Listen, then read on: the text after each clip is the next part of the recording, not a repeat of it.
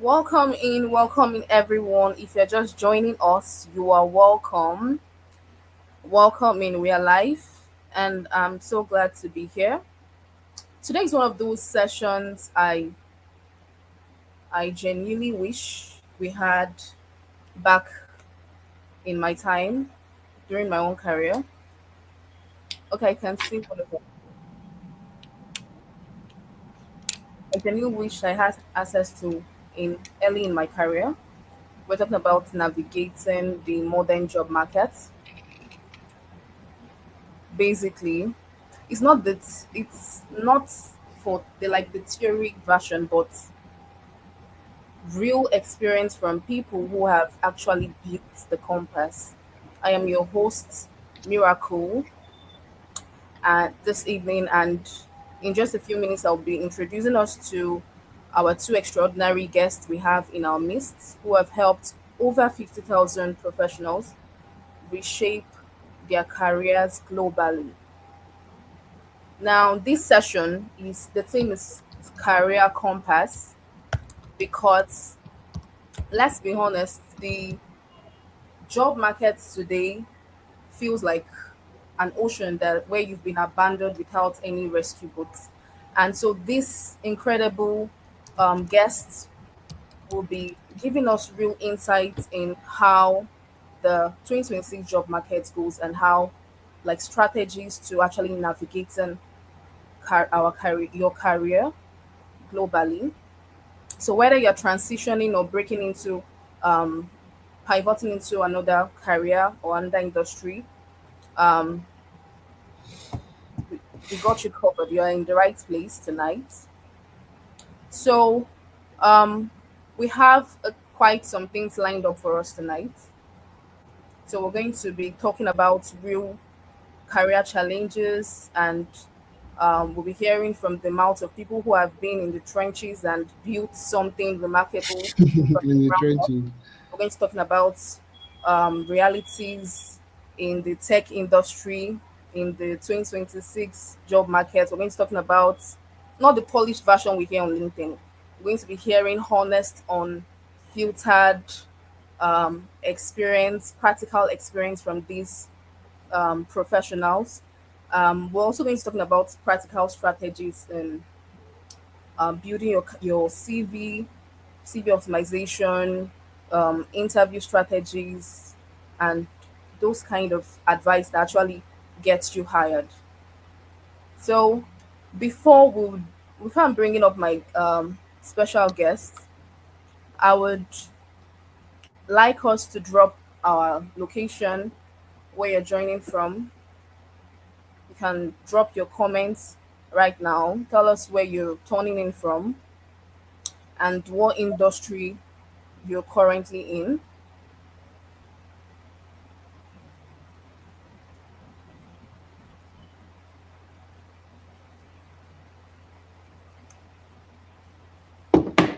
Yeah, Blessing Gabriel, you're welcome.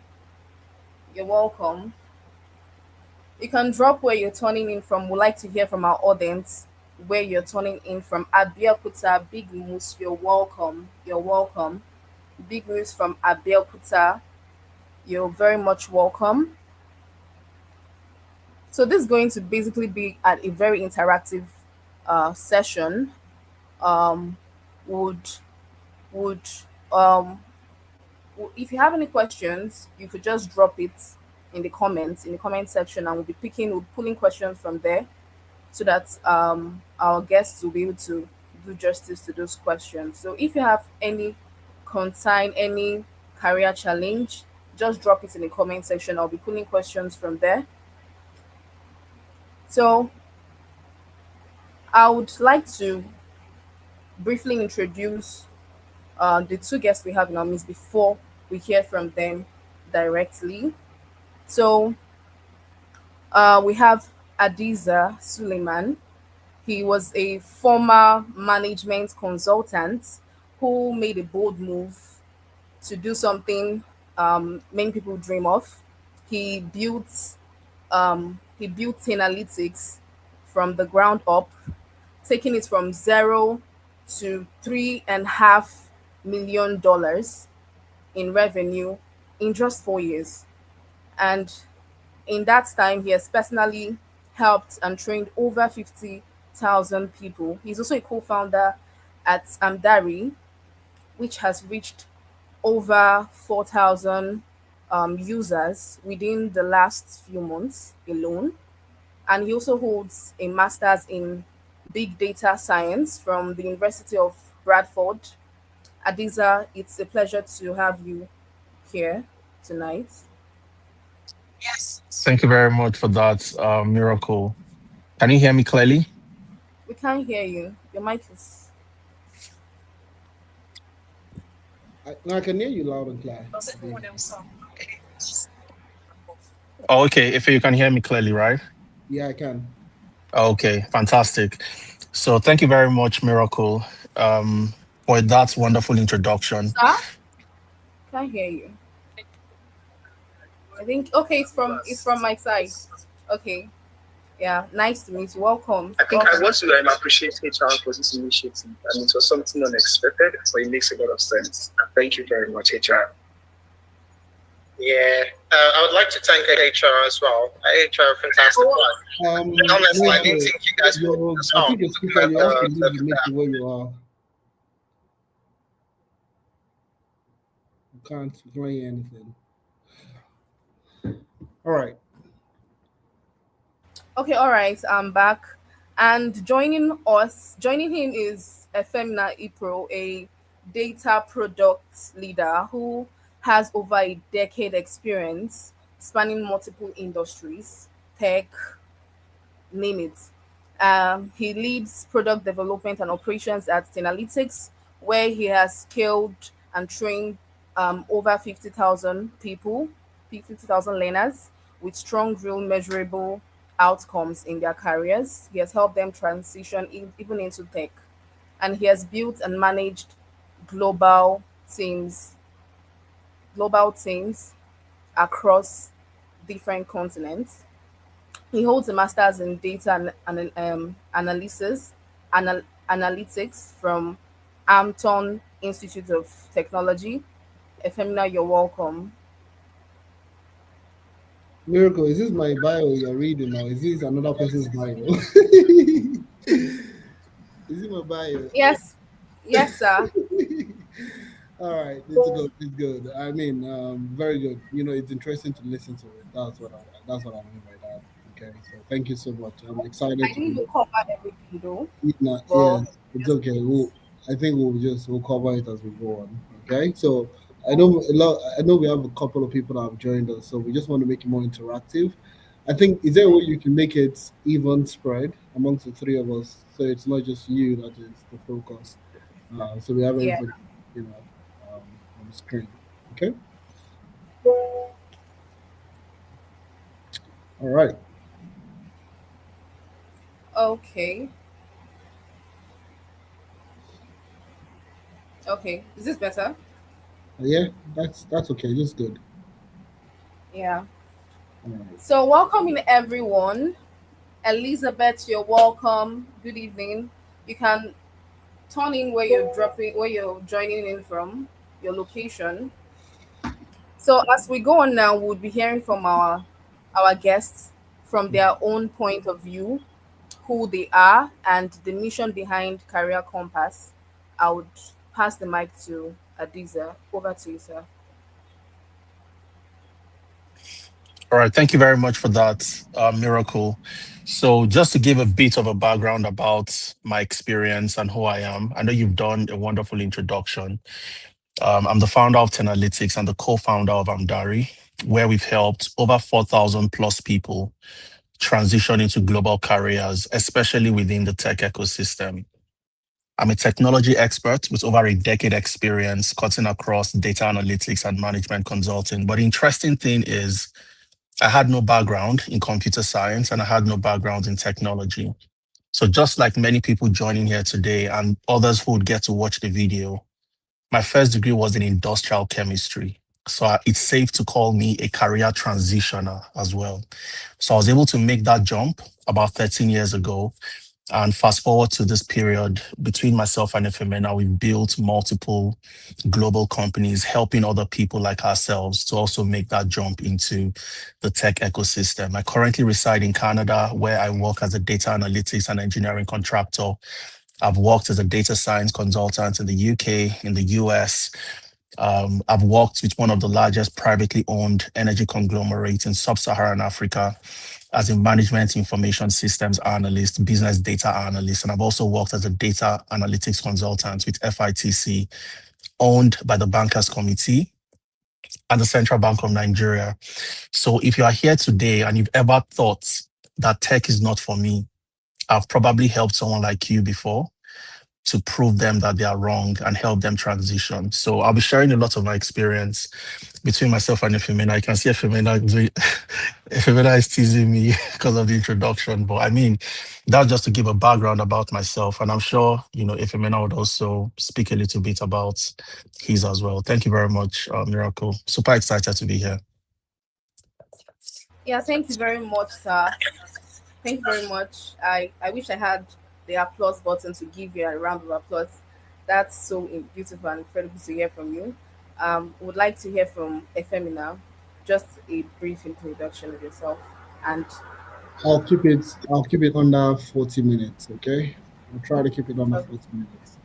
40 minutes, I have enough time, yeah? All right, yeah, so I mean, just like Adeza said, I have my degree was in economics. My first degree was in economics, my BSc.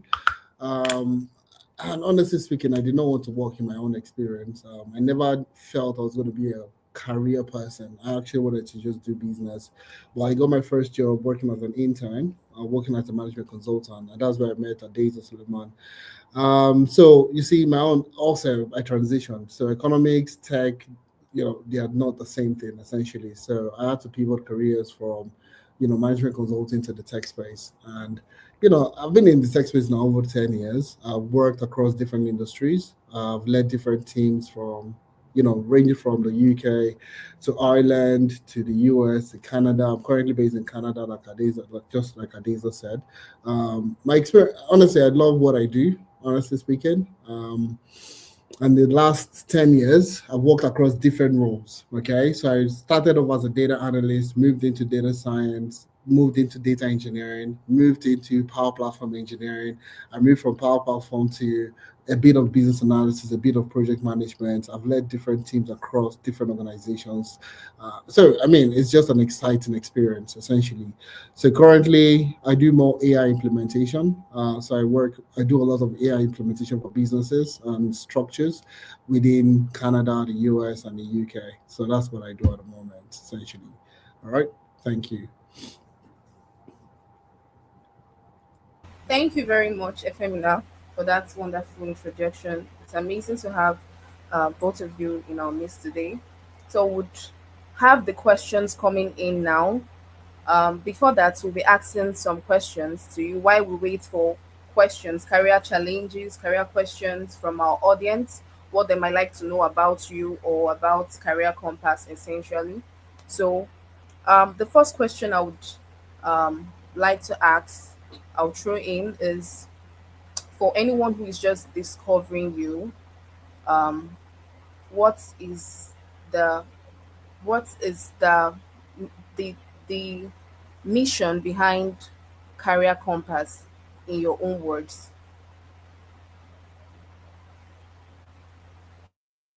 All right. So maybe I'll go first and then Efemena would come in. All right. So the mission behind the Career Compass is very straightforward. We have too many talented people that are stuck.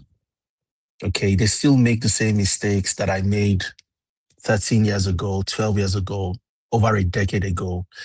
And myself and Efemena, just like, the way we've introduced ourselves, we've gone, like you mentioned at the beginning, we've been in the trenches, we've gotten burnt, we've made all the mistakes possible. So why should other people make the same mistakes that we made a decade ago?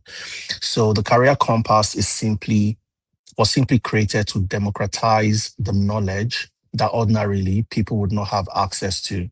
So now you have access to people who have done things and have gone ahead of you, and you can tap into that wealth of knowledge and experience and, no matter where you are in Africa, in Nigeria, in Ghana, you are in Canada, you are in the UK, you are in the US, anywhere in the world, you can compete, you can win, you can thrive globally because you have access to the information that would help you thrive within the global workspace, essentially. So that's the reason why the Career Compass was set up, as a mission to democratize access to career intelligence and information around that space.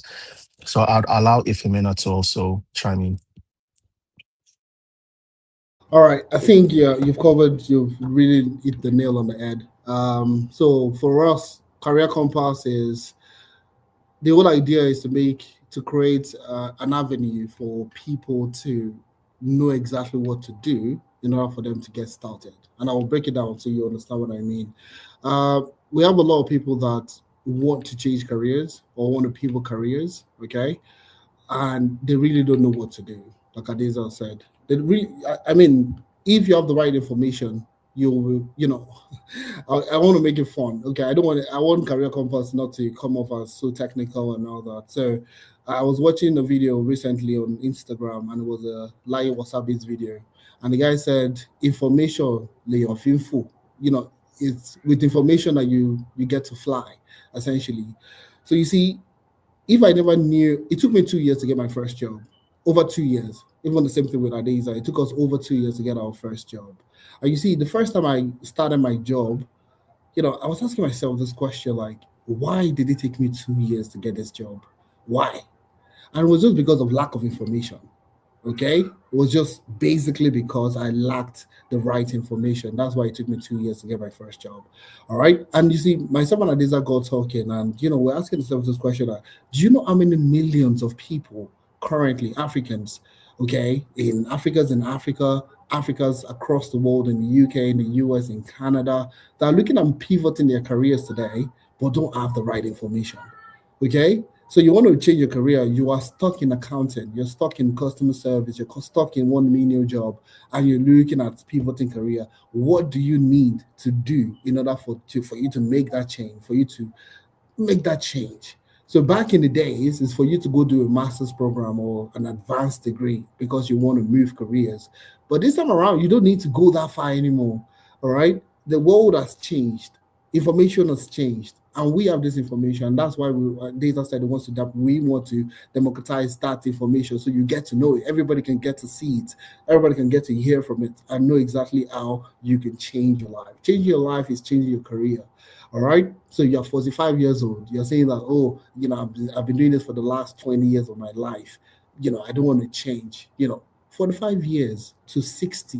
You still have a solid 15 working years. You can change your career 100%. And those are the kind of information that we're talking today. All right. To make it easy, make it fun, a fun environment for you to learn, for you to know exactly how you can change that career, essentially. So that's exactly what we're doing here today. Thank you very much. Yeah, thank you very much, Efemina, for that beautiful contribution. I really enjoyed it. It was nice. I would like to hear from the audience. Yeah, Lizzie, you're saying hello. If you have any questions, please drop your question in the comment section. We're pulling out questions from there. Any career questions, any career challenge or difficulty you think you might be facing. So just drop your questions in the comment section and we're pulling it from there. So while we're waiting for that question or those questions, will be taking one more question from one of our platforms. The question is, we actually see today's job market every day essentially shifting. What is that one skill that you think it's non-negotiable for 2026 job market? Adeza, over to you. Pass the mic. Okay, so there's so many ways to look at this. Looking at the research done by the World Economic Forum, looking at the skills that will be relevant in the next 5 to 10 years, and if you realize most of them are not technical, they're cognitive. Okay, analytical skills, communication skills, storytelling, and so on and so forth. But one of the things I would say in terms of the skills that are non-negotiable, especially given that the market is always shifting, is your learning speed, how fast you can learn. All right. You'd have, there is a research that says that about, I hope I get the numbers right, but just in case, don't quote me on this, but I want you to get the message. All right. About 90% of the jobs that would exist in the next 10 to 15 years currently don't exist today. So which means new jobs would come up due to digitalization, most especially AI and implementation of new technologies that we can see unfolding in front of us today. So your ability to learn and learn very fast, because your tools will change. Okay, roles would evolve. They won't be the roles you have today. When I learned, if Femena and I, learned data analytics, there was no ChatGPT, there was no Claude. You didn't have tools like Zebra AI and the tools you have today. They never existed, but they exist today. So which means the role of the data analyst, the role of somebody in data science is not exactly what it was 5-10 years ago. And this would always keep on changing. The industries would also change. Industries would shift. So for you to stay relevant, you need to learn and learn very fast. Okay. So I would say if we look at the last decade, those that stayed relevant were those that were able to adapt to the new changes that happened over time. So looking at today and the next decade, those that would stay relevant are those that have the ability to learn very fast and adapt to the new changes coming up and take advantage of the opportunities that would unfold in the next 10 to 5 to 10 years to 15 years, looking into the future. So for me, I would say learning speed would be one of the critical tools, one of the critical skills that is non-negotiable in 2026. There's a saying that says, you stop learning when you die. Okay, that's actually very sacrosanct. Okay, so you always want to be learning, but learn how to learn very fast as well. So I think I'll allow if you add to that too. If you over to you. That's absolutely sound. You remember these are when we were learning, data analytics at the time. We're just a few people. Like, I won't say we're a few, okay, but there were trainers back then that were training us on data and so on and so forth. Now, fast forward 10 years into the future, majority of the guys that we know back then are the ones leading, data analytics, leading data science, leading data engineering for different firms in Nigeria today. All right. So, one thing I always, that got me excited and interested was the fact that you positioning yourself as, when people are saying certain things and you position yourself at that time, that is the greatest thing you can do for your life, not just your career, but your life itself. So at the time, it makes no sense for you to be learning how to use Excel to, build a dashboard. This was about 10, 10, 11, 12 years ago. All right. It made it wasn't. There was a time during the time where we were still working together as management consultant. I was desperately looking for a data analyst job.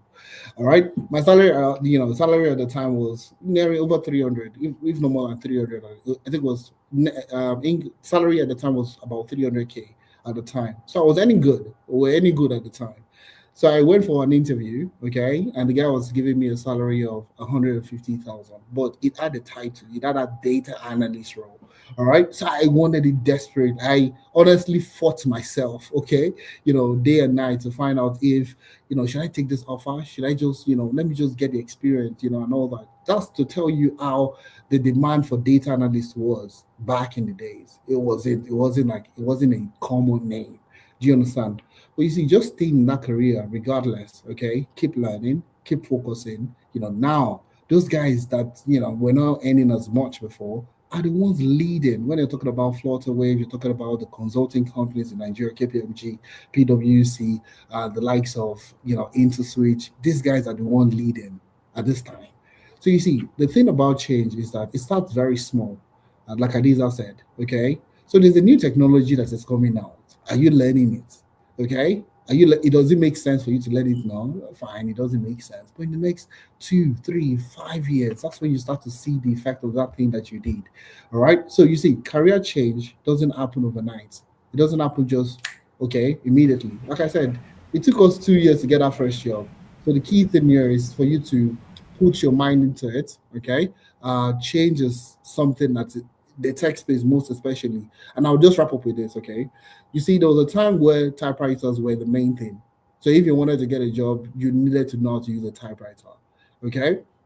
Now, fast forward a couple of years after, all right, the laptop came out, and most people that were so good using the typewriter did not want to change. They felt like the laptop is just something new, something fancy. It's gonna phase off. It's just gonna go and all that. So the typewriter is the main thing.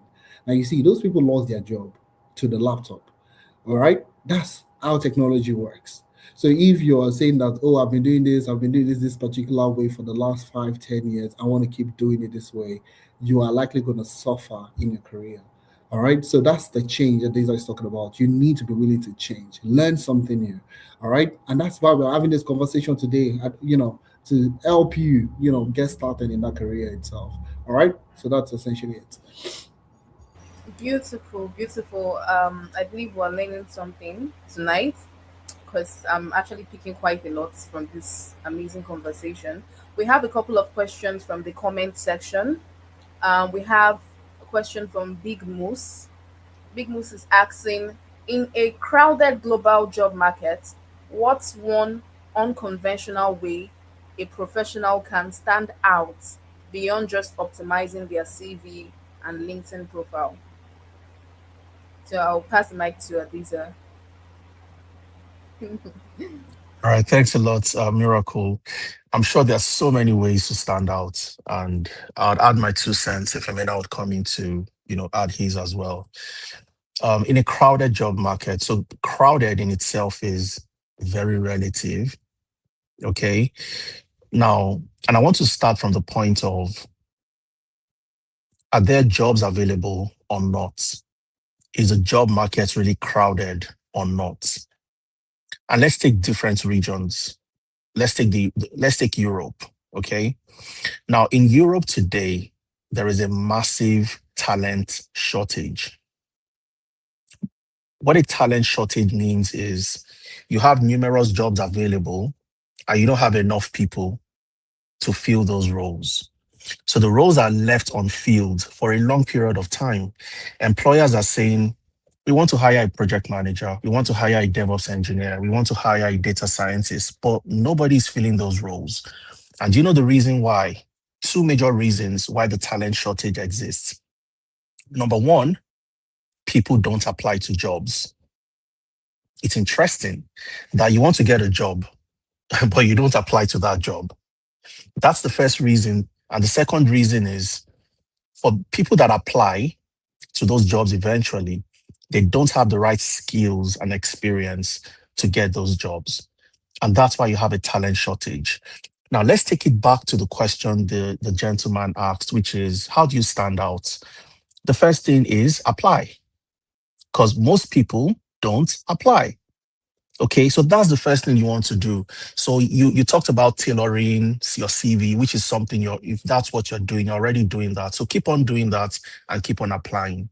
That's the one thing. The other part is visibility. Guess what? Nobody knows you. Nobody cares about you. Nobody's going to blow your trumpet. Nobody's going to do things for you. You have to blow your own trumpet. The time Ifemina and I were trying to break into the space, trust me, if you would create something and post on LinkedIn, I'd post. We were always out there. You need to put yourself out there. All right. You are learning something that is so basic. To you, is so basic. You learn how to do a VLOOKUP on Excel. Put it out there. Post it on LinkedIn. Talk about the new things you've learned within the space you are trying to get into. All right. Position yourself as a thought leader. You want to get a job in AI today, or you want to get a job as a project manager, talk about things within that space and ensure you are visible. Visibility today is the currency of you landing a job. So it's not really about you just having a CV, putting the CV out there. If that's all you are doing, you're only competing for 40% of the jobs available, or your chances of landing that job is just 40%. You have additional 60% that you're losing out on.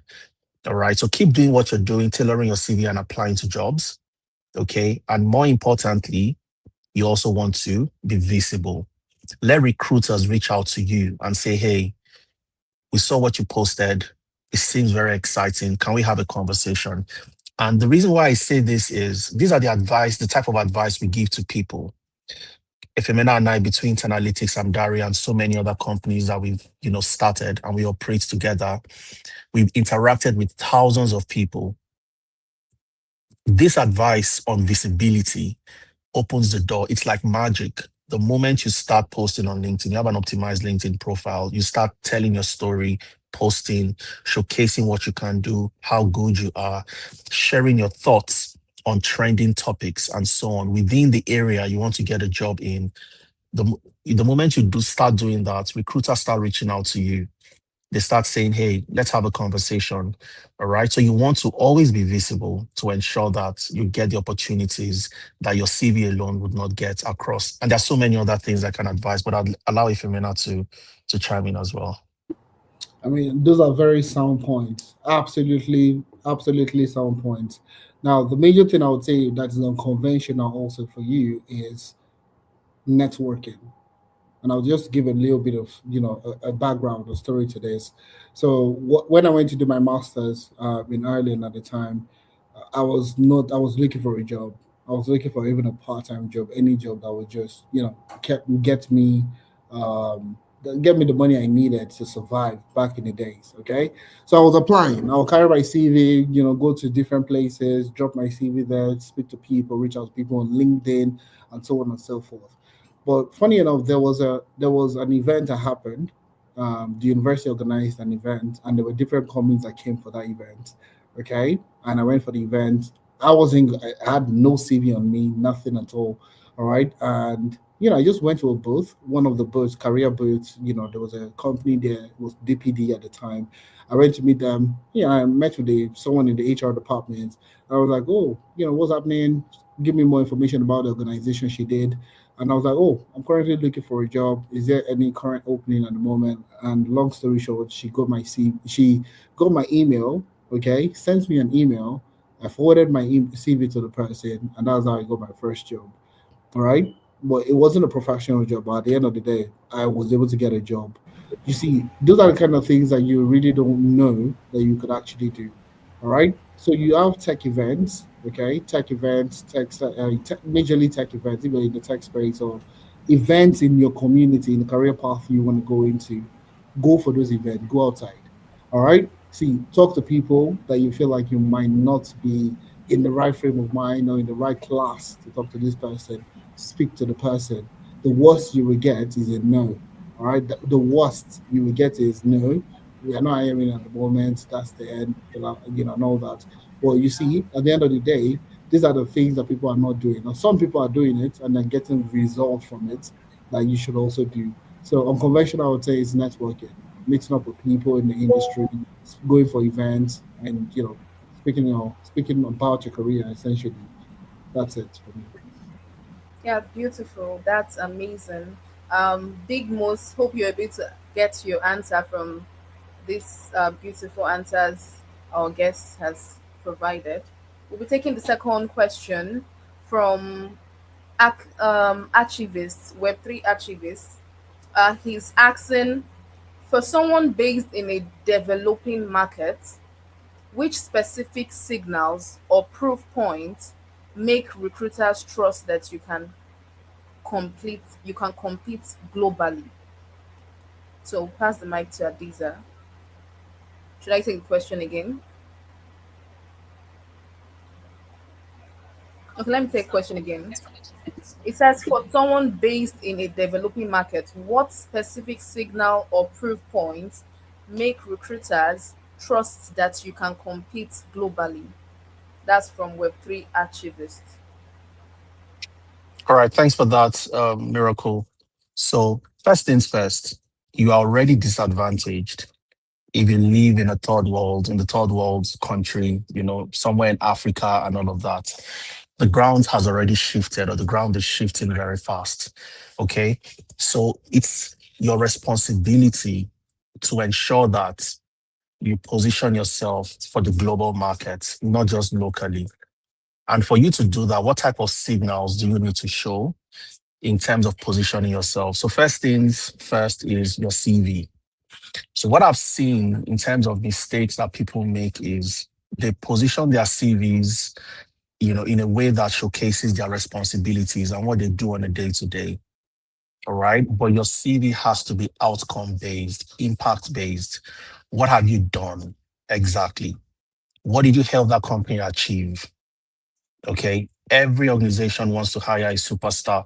So they want to see that this tool you can use, or this technology, or the role you're trying to apply to, you have done things within that space. So that's the first thing. So you want to use metrics, you want to use words that are action words that would show that you actually did these things and it led to something.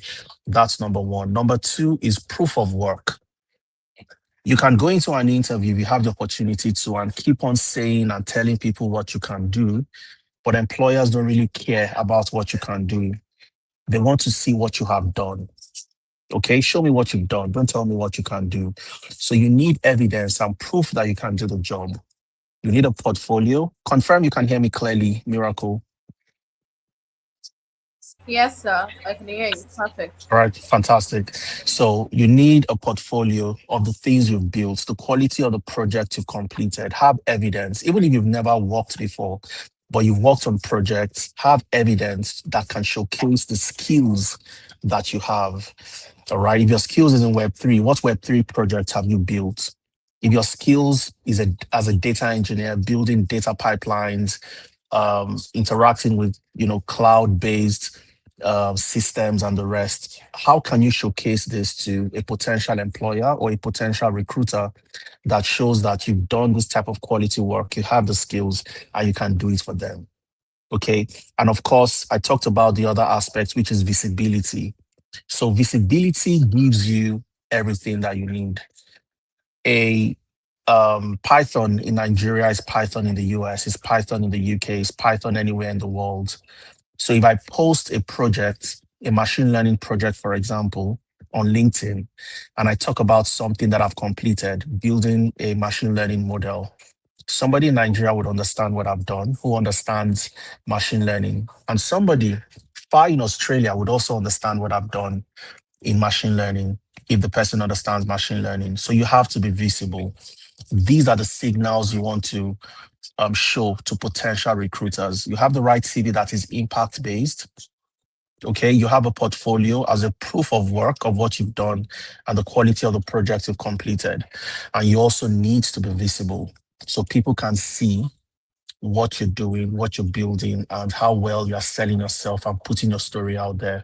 So those are the signals you want to focus on. To the gentleman who asked the question, if you want to add to that. Just a little, actually, just something little. I think having worked with quite a number and recruited, from Nigeria or from, third world countries, like the person has that. Oh, that was what the person said. Was it Web3? Okay. Yes. One thing I've noticed also is quite a number of people that are looking for opportunities are just learners. Okay. They are learners. That's the best way I want to put it. So you've learned something on Udemy or Udacity, or you've taken a course. You've taken those courses, but you've really not expanded your knowledge past those courses. Okay, so you find out that, okay, you know how to do a machine learning that can predict a certain thing, or you know how to do this particular thing. You've learned how to do it. Okay, now how do you take that learning and implement that learning somewhere else? Okay, an actual experience. So you've learned something. How do you get that experience? That's the major thing itself. So a lot of people are looking at scaling their careers or looking for opportunities are just learners. So if you want to separate yourself from, I would say, 90% of people currently, let's say Nigeria, you only just need to translate that knowledge and those learning into actual experience. So when you're going for an interview, okay, it's going to be a situation of, I have done this before.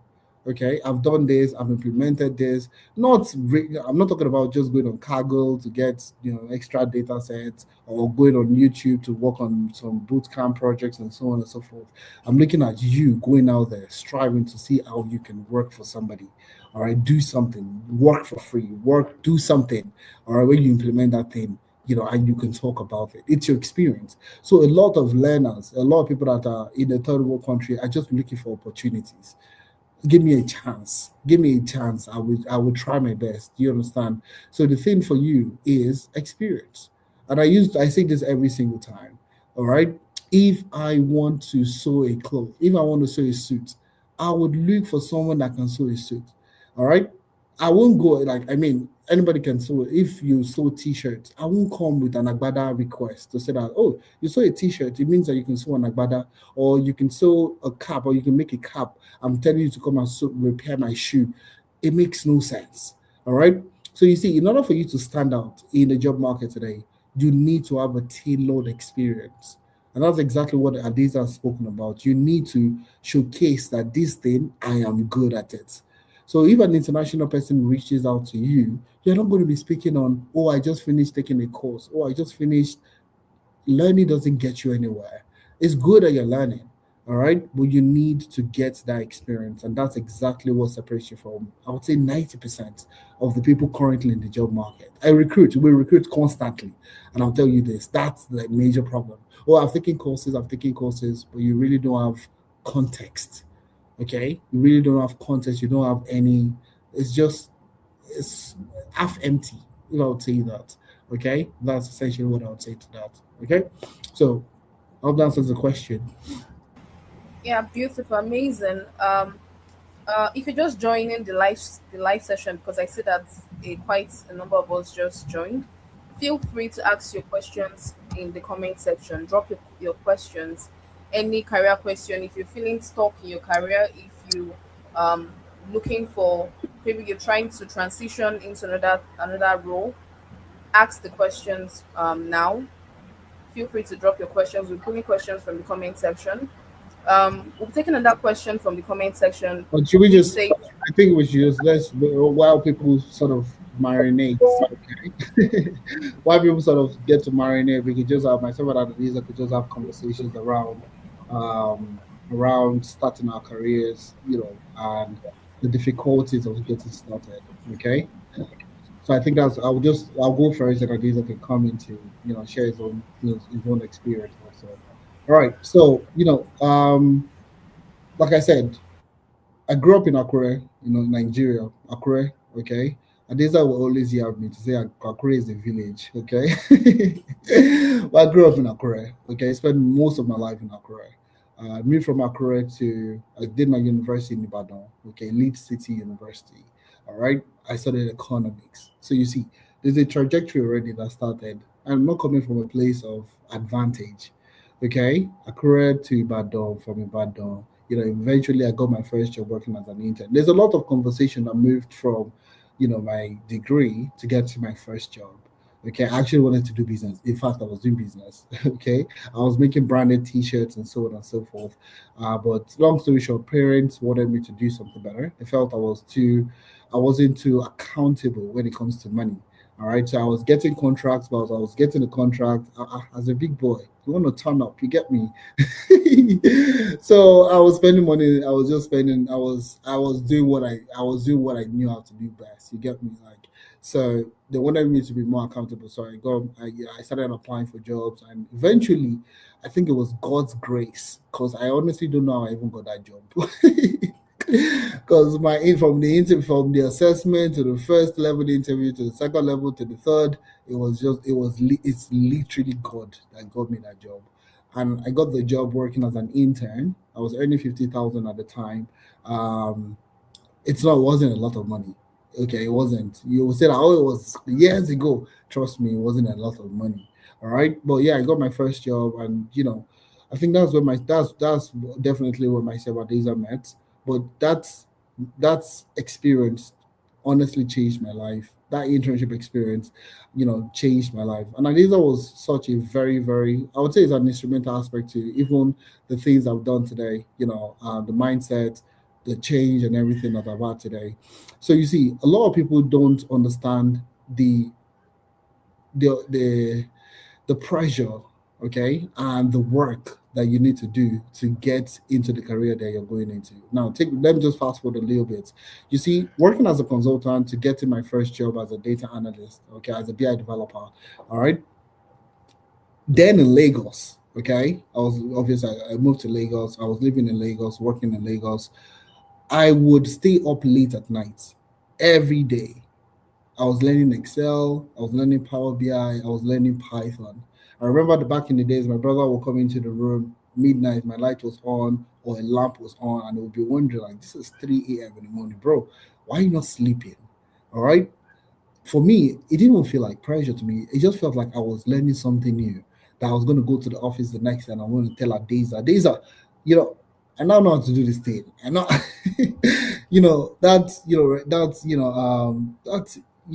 peer improvement, that pressure that comes with your peers. You guys are learning together. You guys are improving yourself together.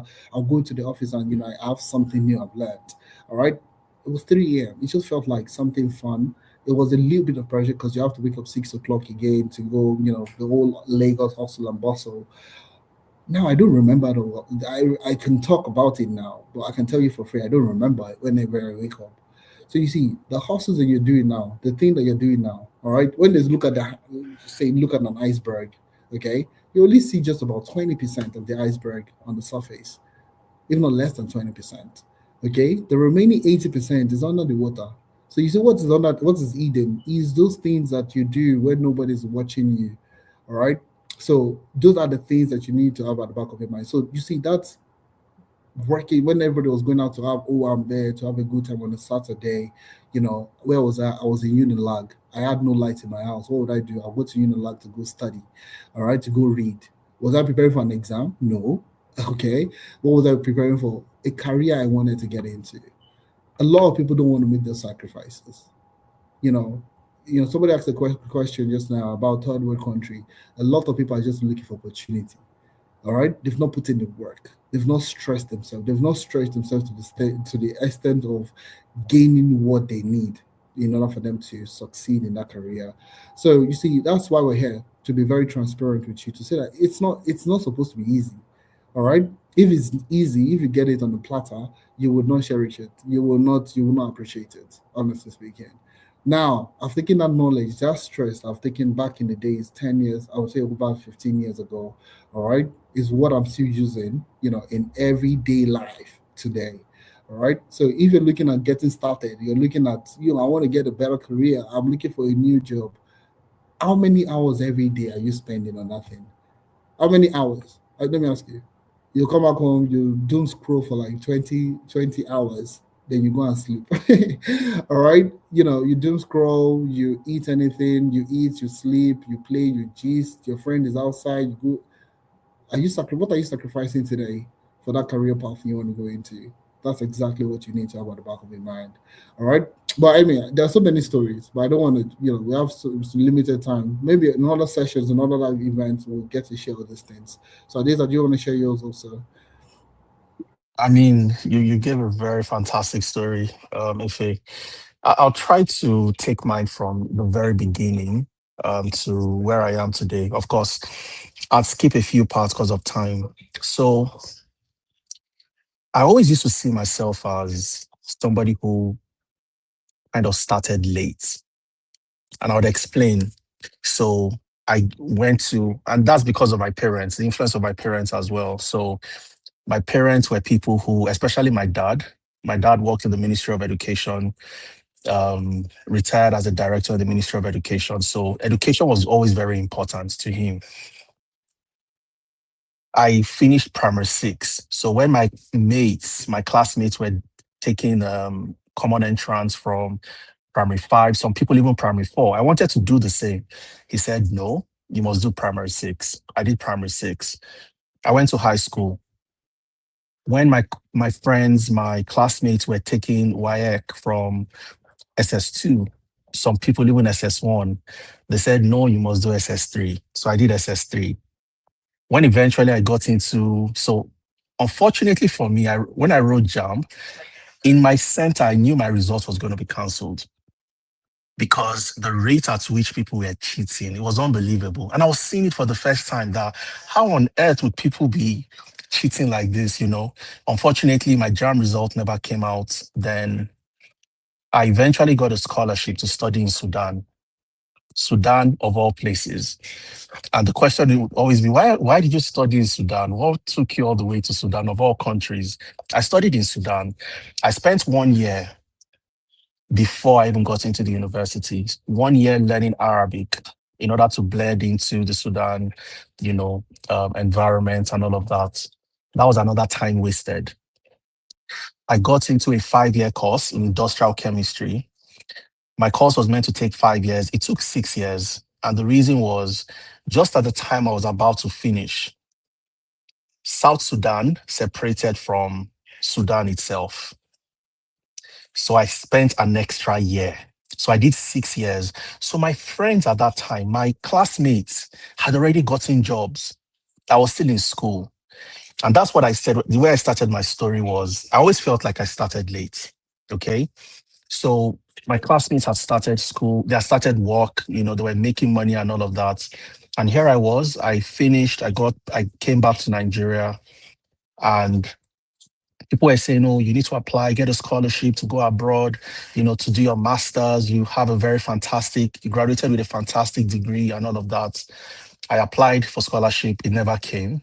So I decided to apply to get a job. And my very first job that I got, where I met Efemena as a management consultant, we started that job as interns. Okay. 50K was the salary, and that was what, we did for about a year. Now, going back to what Efemena said, I always had that drive that, guy, you're starting late, kind of. So you need to do extra in order to prove that, okay, because I started late, I need to move a lot faster than maybe my counterparts and all of that. So it was a major drive for me. And my focus then was, oh, how do I do things? How do I do things better than the way I met it, and so on and so forth. And trust me, when it comes to waking up at night, pushing each other, myself and Efemena, in terms of, oh, Efemena is learning this, I'm learning this. We are sharing ideas. When we're getting into data analytics together, okay, my first introduction to Excel, one of my team leads at that time showed me how to do something interesting on Excel. And I was like, wow, this is so interesting. And today I look back now, and that was the most basic thing you can ever do in Excel. But it was so interesting to me because I didn't know how to do it. So I got so interested. And I remember one of the first courses we took, Efemena showed me, oh, there's this course and so on. We both registered, we attended the course. And it was always, and that's why sometimes the people you are close to, the friends you are close to, matters a whole lot. So if you would say that, oh, Adeza, you had a lot of influence, Efemena had a lot of influence on me as well. So we learned together, we shared ideas together. Efemena eventually left Nigeria and moved to Ireland. And so Efemena moved to Ireland, started his, journey in Ireland. And I was still back in Nigeria. I had moved from FITC, where Efemena and I met. I had moved to Sahara Power Group, where I was a management information systems analyst. I felt like I had arrived, working in the energy sector, good money and all of that. So if he was always pushing and saying, hey, Adeza, you need to move abroad. Okay. And I'll go back and I'll tell my wife that this is what Ife is saying and everything. And one day I showed, I was like, Ife, they just recently increased our salary. I think I'm earning very good money. And if he said, send me your payslip, let me see, how much are you earning? And I sent him the payslip. And if it was like, you earn this in a week, what you were earning in a month, you would actually earn it in a week if and that was what changed it for me. And I said, okay, I think I'll give it a shot. All right. And that was what spurred me to, start preparing to leave Nigeria, move to the UK. And, here we are today, helping other people to, do the same and all of that. Like if he said, it's a lot of hard work. Okay, it's a lot of hard work. The interview that I participated in that got me from where Ifemina and I met in FITC that moved me from that company into the energy sector, where I worked with Sahara Power Group. I prepared for that. Even at the end of the interview, I knew I was going to get that job, all right? Because I prepared so well for that interview. I took it like my life depended on it, all right? Now, going back to how I started, where I felt like I started late, fast forward to this period where I'm speaking to you now, I can say without, bragging or without, feeling proud and all of that, I'm so far ahead of my peers. I'll tell you that for free. So all the time that I felt I wasted, I was able to gain that time back by doing what? Being diligent, ensuring that, I put in the hard work. Also, there is a God factor in it too, because God places you. When they say God answers prayer, sometimes God doesn't come down to answer the prayers himself. He uses people to answer prayers, So being with the right people, having the right friends, the right influences, and so on and so forth, that also helped a lot.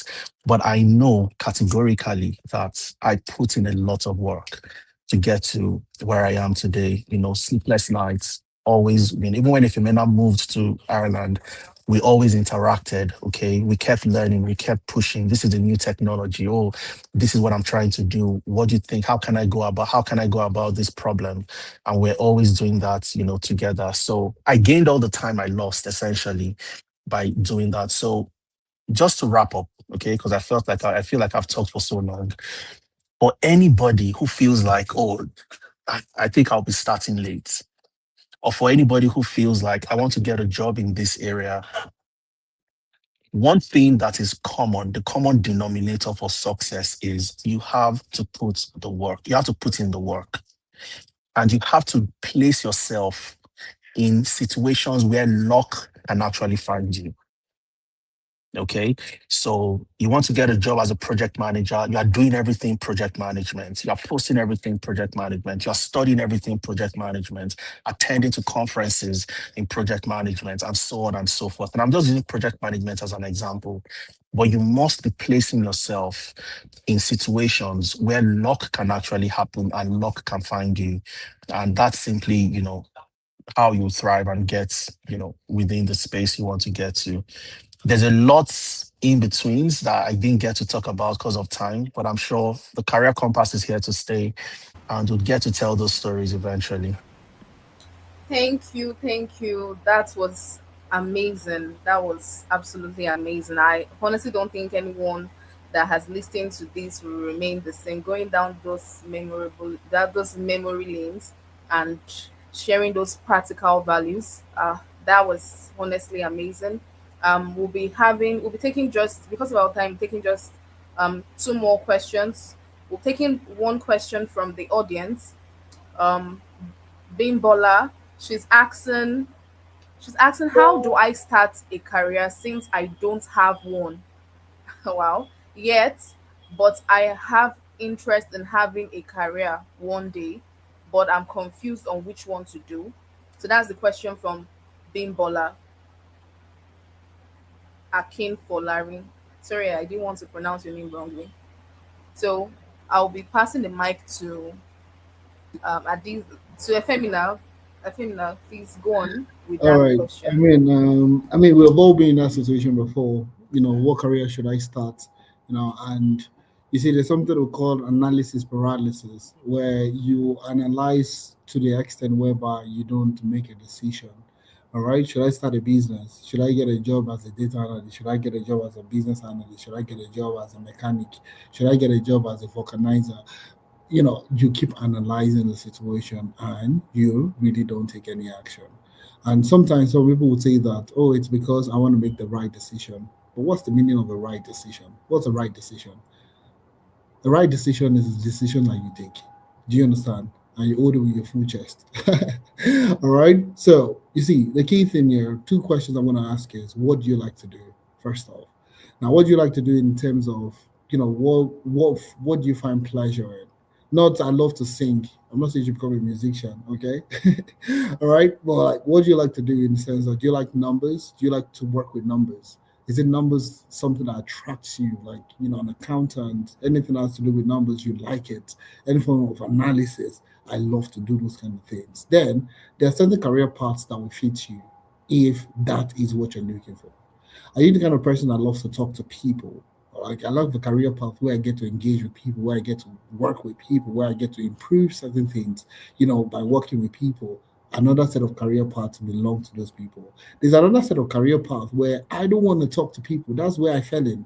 All right. The reason why I wanted to get into the tech space was because as a consultant back in the days, we were always in people's faces, either training, strategy, or whatever we're doing, where there was always a client you needed to talk to. So I wanted a career path where I have no conversation with anybody or limited conversations with people. So you might want to be that kind of person. All right. There's another set of career path that fits you. Now, if there's even a combination of these things, I love to talk to people, I love numbers, I love to do this. When you mix and match all these things together, there are certain career paths that will fit you better. All right. But at the end of the day, the key thing I want you to have at the back of your mind is the moment you figure out, okay, I want to do this, don't let anything confuse you again. Don't let anything drive your attention away from that particular thing.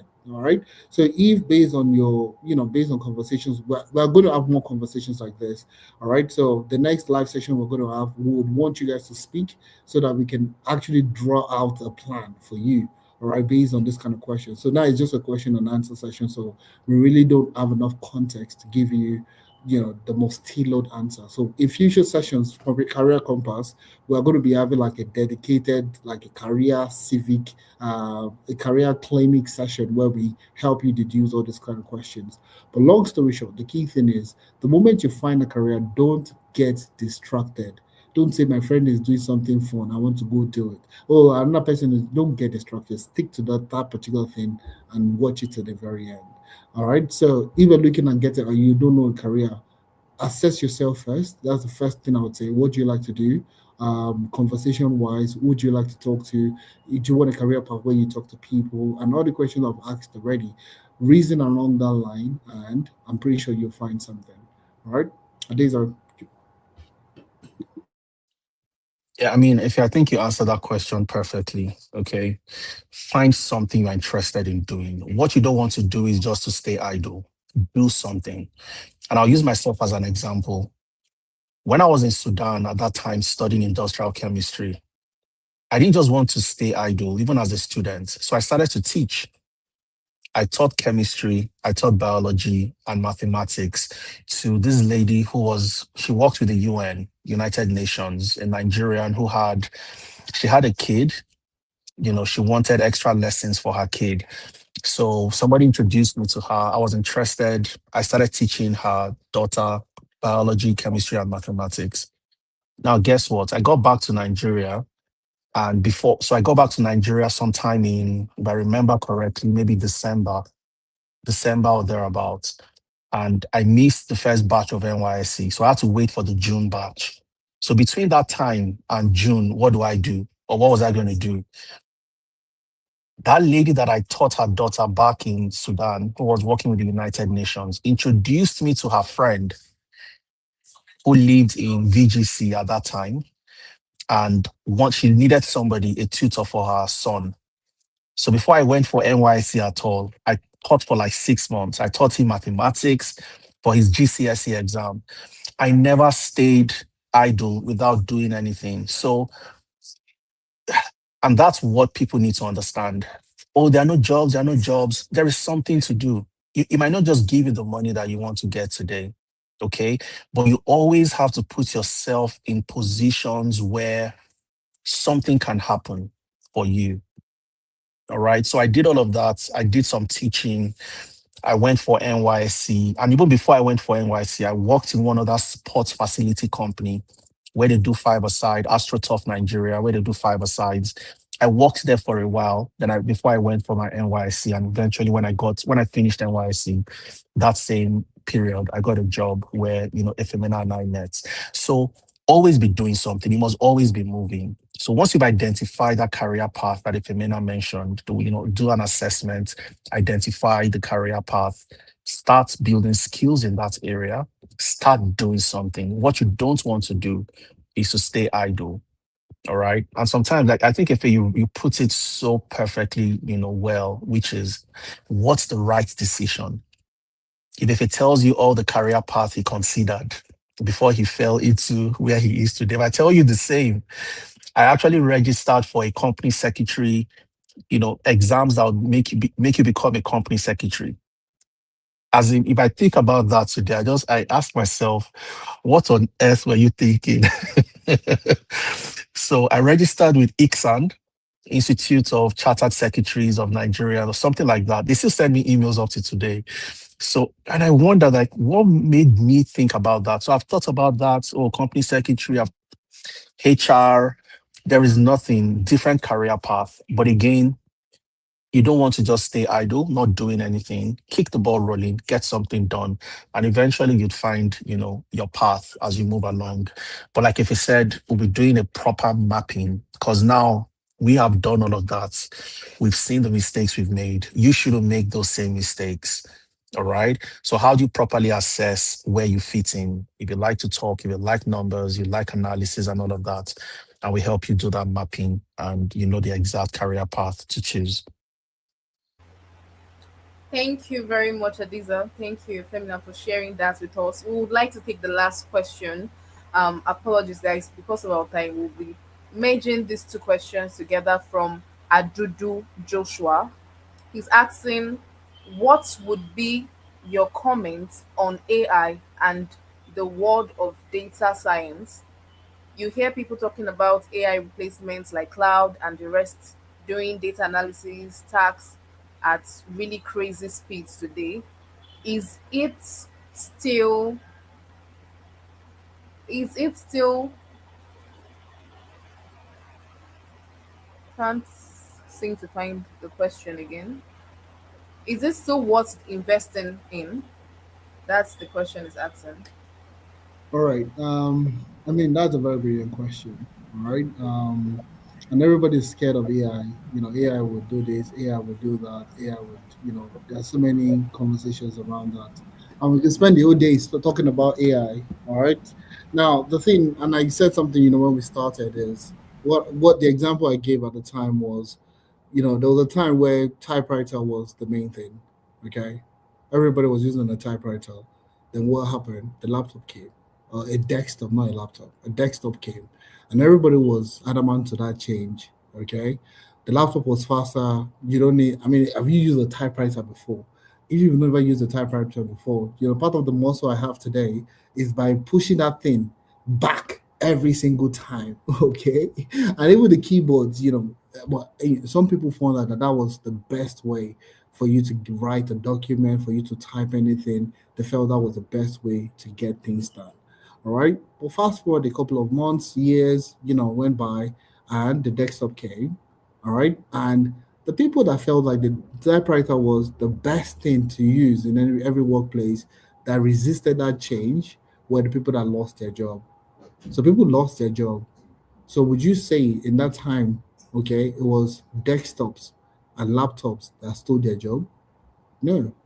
The laptop, the desktop was created to make your work easier and better. Okay? Work better and easier. So take for example, if there's a bricklayer, you use an hand trowel and a bowl to plaster the wall. That's what you know how to do. That's how you've grown up in the last 10 years. That's how you've plastered the wall as a bricklayer. But now nobody does that. There is a gun. Okay? You put a cement in there and you just have to spray. Okay? Now, the gun did not replace the bricklayer. Okay? Well, who replaced? Somebody that knows how to use the gun properly. Okay? So you see today, and I can go on and on and on and on different examples. So AI, okay, is an enabler. It's supposed to help you do your work better. So if you're a data analyst, why are you scared that AI will do your work for you? No, AI is supposed to make your work better, to make it more. So a perfect example, this kind of situation is a very funny situation. So there was a time I was still in the UK back in the days. I was working for this company. I was working for like 3 companies at the time. Okay. So when you're merging different tasks and all that, and they gave me a task in one of the works I was doing at the time. And the task was for me to build a pipeline. I was going to build a pipeline, extract data from a web source, build a pipeline to get that information flowing constantly every day. They wanted to get information from an API. All right. So I felt it was something simple. I felt it was something easy for me to do. I'd done it on different other APIs. I felt it was something I could just spend a couple of, hours to do. All right. It was the morning of when I said I wanted to do it. I figured out I don't have access to the API.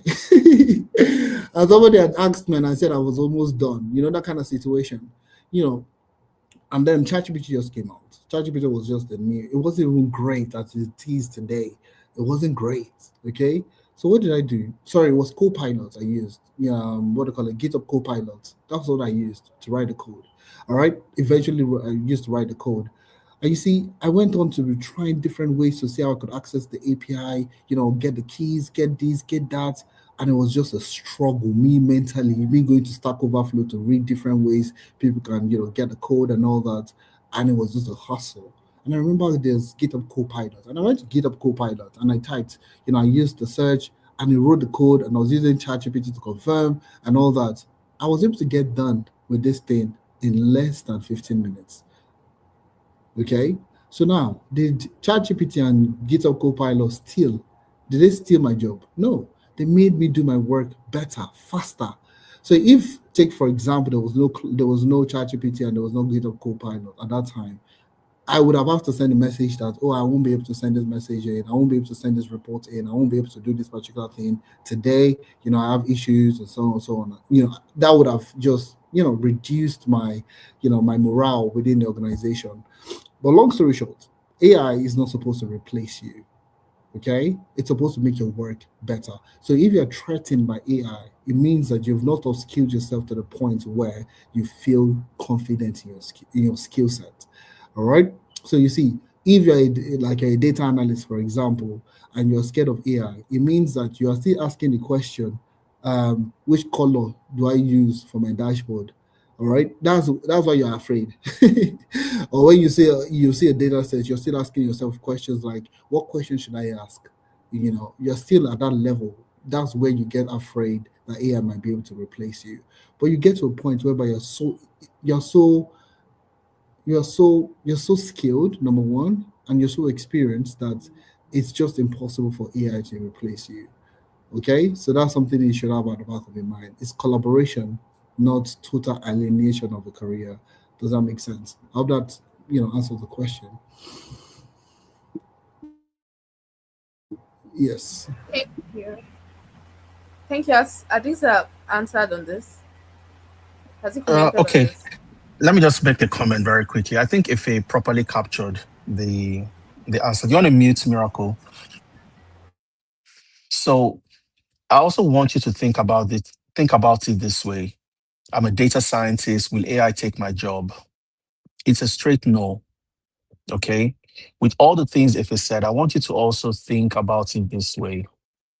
AI would create new opportunities for the data scientist. All right. And where you want to place yourself is at the intersection between how AI would make you faster and help the organization to also save time. So you're writing your codes a lot faster, you are analyzing a lot faster, you are doing things a lot faster. Every organization wants to be efficient and do things faster. In 2015, Amazon had only 230,000 employees, thereabouts. Automation became the new thing, analysis, people started doing things faster, automation in their warehouses, and so on and so forth. Did that lead to loss of jobs? No.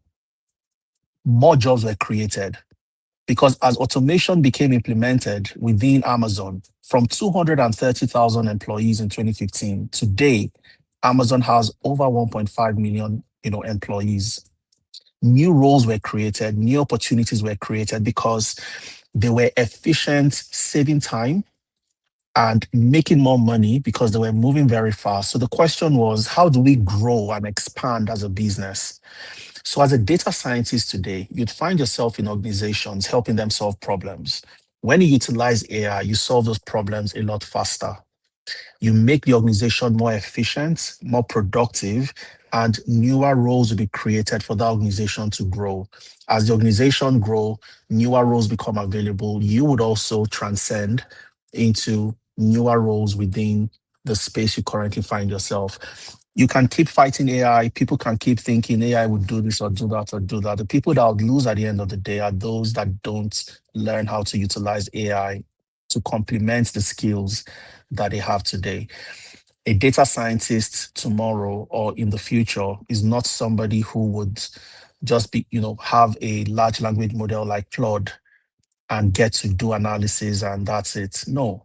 At the foundation of your basic skills, you would still need to understand what data science is all about, your statistics, your machine learning, and all of that. Because if AI gives you garbage, how do you know you've gotten garbage? You need that foundational knowledge. So place yourself at the intersection and see it as a way of you growing, helping organizations do things a lot faster, building more capacity in-house because you've allowed the organization, do things faster. You've created more time for them. They're more efficient. And that's where growth actually happens. Okay, so learn AI, please, and ensure that you complement your skills with that. Thank you very much, everyone. Thank you, Efemina and Adiza, for this wonderful contribution. I'm very sure that one way or the other, we're either inspired, challenged, or encouraged uh, to actually work on something or to act on something. You have given us a lot to think and act on. Thank you once again for being amazing hosts, amazing guests. Um, to the audience too, I want to thank you. This is a wrap. We're going to be wrapping up.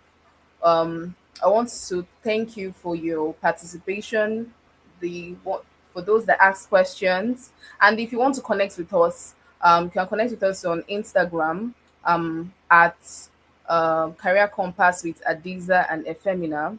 You can also message or send us a DM if you want to join the community. We'll send you a link to join the community. You can also follow us, subscribe here on YouTube. We'll be having more sessions like this where you can air out your view, your challenges career wise. And we have amazing guests, amazing speakers that will do justice to that. They are professionals at this. So thank you, everyone, once again for being in this live session. We'll be calling it a night. So, do you have any final words? Just a take a home piece of cake for us, the guests. Over to you, Efemina.